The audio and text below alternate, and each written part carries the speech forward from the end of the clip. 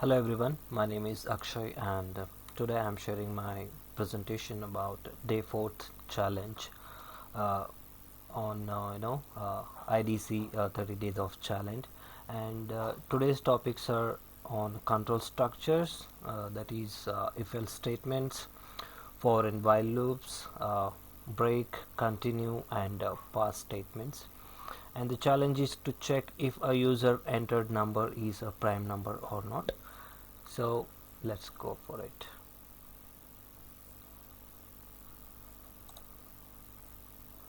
So these are some simple block diagrams, or else the structures you could say, for if statements, if else statements, and nested if else statements.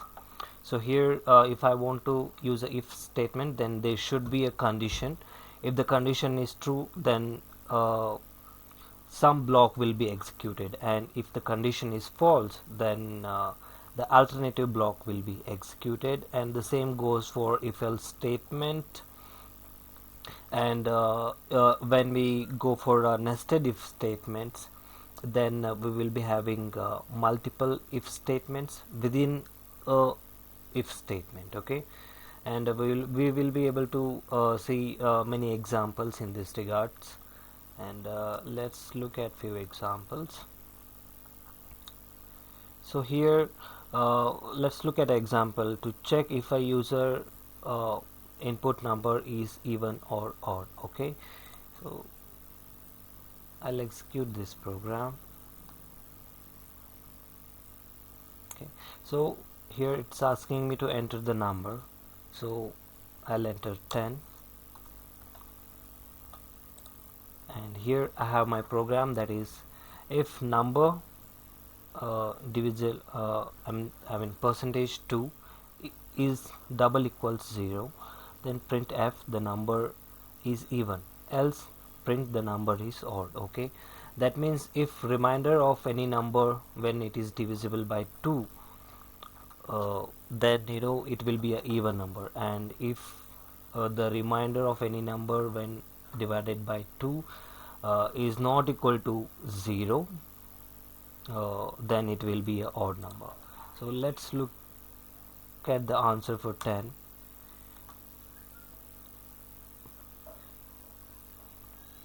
Just one moment.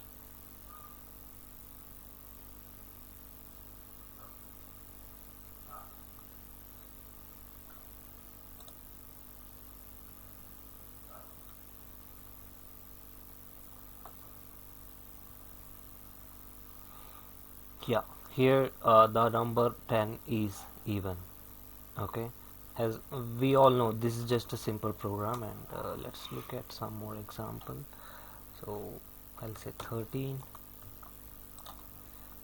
When I execute the program, then here it shows the 13 is an odd number.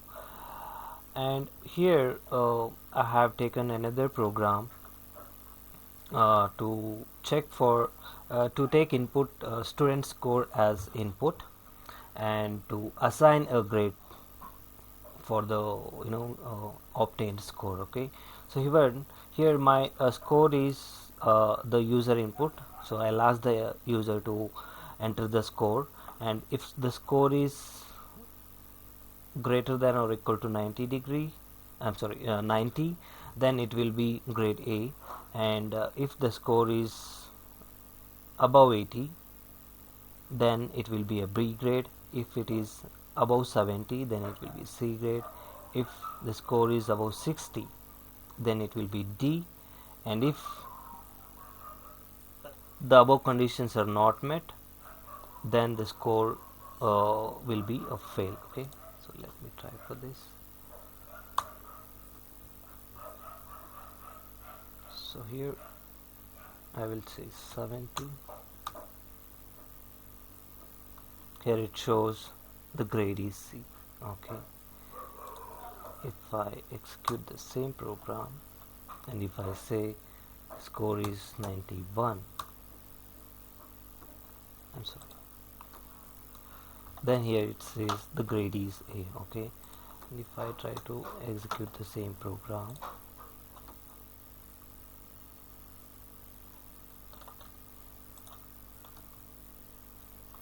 if I enter 81,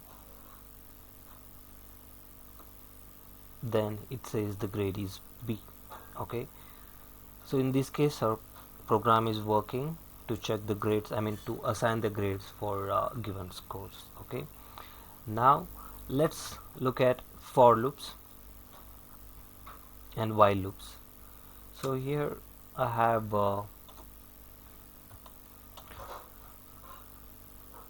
the block diagram, or else you could say the flow charts for and while loop. So here when it comes to for loop, it looks out for a last item that we need to reach in a loop, and if the condition is true, then it will exit the loop. If the condition is false, then till we reach the last item, the program will be executed, I mean the loop will continue. And when it comes to for loop, I'm sorry, while loop, so here when we look for a test condition, if the condition is true, and the while loop will be executed. If the condition is false, then the loop will be terminated, I mean the loop will be terminated, and then the program will continue with the next statements. Okay, so let's look at some examples for and while loops. So here I have my list called expenses. I'll execute it here. So this is basically expenses like 15. I have just taken an example, 15,000, 20,000, 30,000, 50,000 and 70,000. Okay, I'll run this, and here I have considered here I'm conducting this program, I'm executing this program to check the total of expense. Okay, whatever the expense that I spend in 1 month, so I want to calculate the sum of it. Okay, so here this is showing that the total sum of this list, I mean expense list, is going to be 185. So if I add like say 100 and 120 to it, then if I execute this,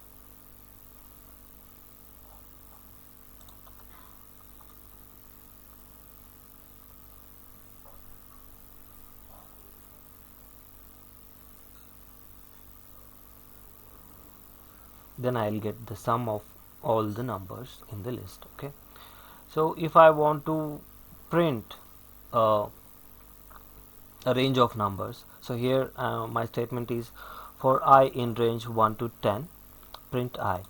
So here I am printing all the numbers between 1 to 10, and the last number will be discarded because that's how the statement is designed. Okay, now let's go for while loop. So I want to print numbers ranging from 1 to 10. So here I am considering my I value as 1, initializing the I value to 1, and the statement is while I is less than or equal to 10, print I and I plus plus. I am using the increment statement here because it is important to use the increment statement, or else the loop will continue as an infinite loop. Let me execute this one. Yes, so if I want to print numbers from 1 to 20,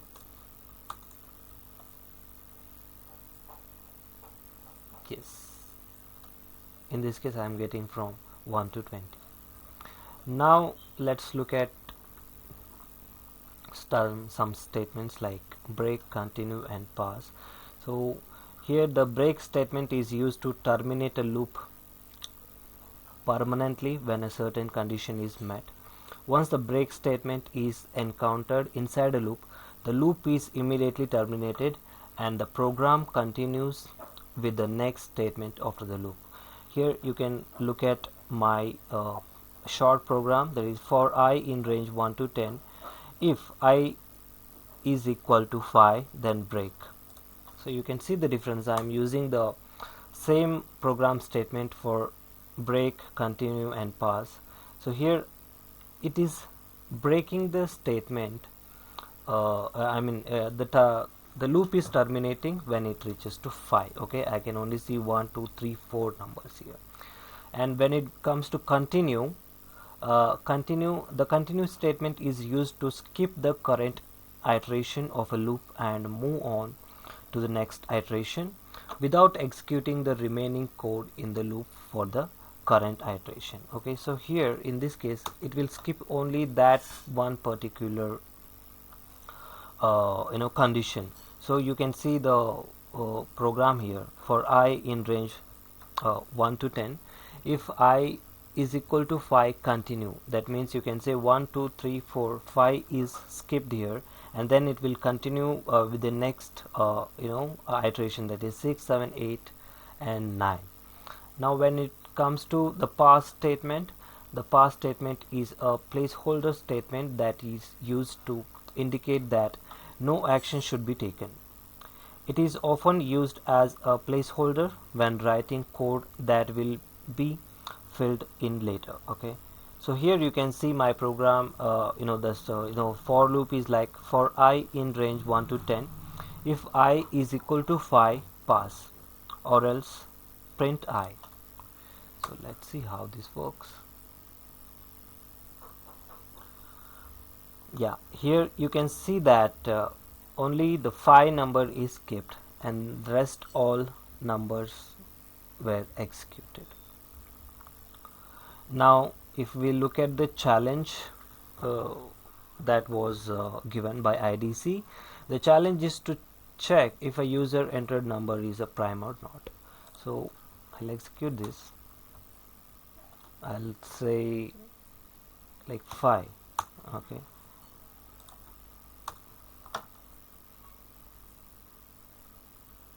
so here the number 5 is a prime number. Okay, why? Because it is divisible by 1 and also itself.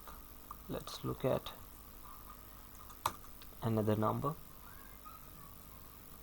I say 7.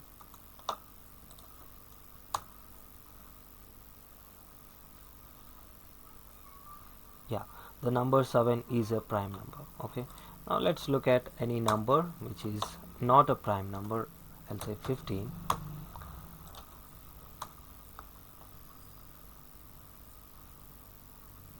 So here it says it's not a prime number. The number 15 is not a prime number. So this is a basic program. Here we can write one program. We can write different kind of programs to execute the same answer for a given task. So this is a simple program that I have used. So I'll be happy if you share any feedback or comment your opinions on this. And if you really like my presentation, so let's collaborate with each other and we can work together. Thank you so much for your time and have a good day ahead.